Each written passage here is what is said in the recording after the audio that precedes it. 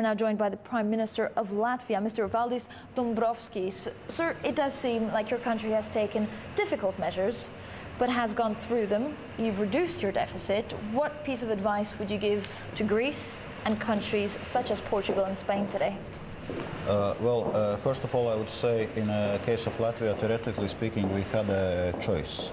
We also could have chosen to devaluate and try to address our imbalances through the devaluation. And in fact, we know that many of the southern European countries have often done so to run up some imbalances and then address them through the deflation. In fact, now, once they are in Eurozone, they do not have this option anymore. So really, it's this internal devaluation and fiscal adjustment at the core of it, which they will have to do, and that's pretty much inevitable. So they really have to take the Latvian route. What kind of advice would you give to government and politicians? These austerity measures are not easy, but they have to be taken.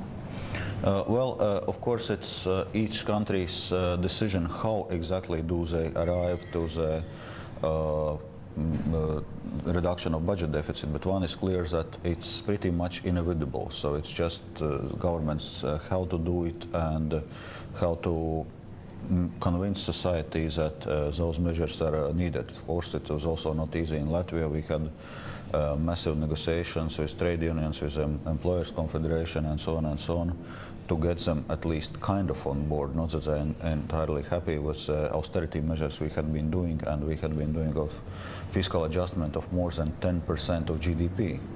But still, they were at least partly on board and at least understanding that those measures are needed to address the imbalances and to come down to stabilize the situation. Now, I know you've been following this Euro package very closely. Will this be enough to restore the confidence on the markets to show that Europe can get through this?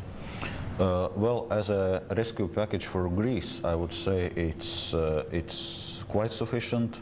Also, this additional guarantee mechanism. So, as a short-term solution, I think it's a sufficient proposal, and if it will be implemented, I think it's going to work.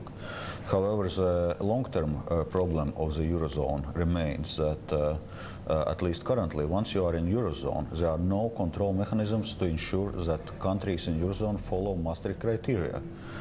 We know that there were sanctions mechanisms which were scrapped in 2003, and ever since there's basically no control mechanisms, and that was what was allowing quite a number of Eurozone countries not to follow their own rules. And in fact, we know that most of the Eurozone countries do not fulfill Maastricht criteria, and that's a real problem which needs to be addressed if we want to restore the credibility of Eurozone. And it does seem that the Eurozone somehow was conceived with this massive flaw. Do you still want to be part of it?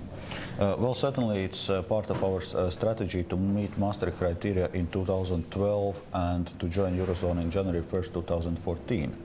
What starts to worry us in this debate is some discussions that there should be some postponements of the enlargement of Eurozone, that Maastricht criteria should be changed. But the real problem is not new member states or countries willing to enter, because it's quite clear. You either meet Maastricht criteria or you are not allowed in. The real problem is lack of control mechanisms within Eurozone. Yeah, maybe we should stop being as polite to one another as countries. Prime Minister Dombrovskis, thank you so much for joining us.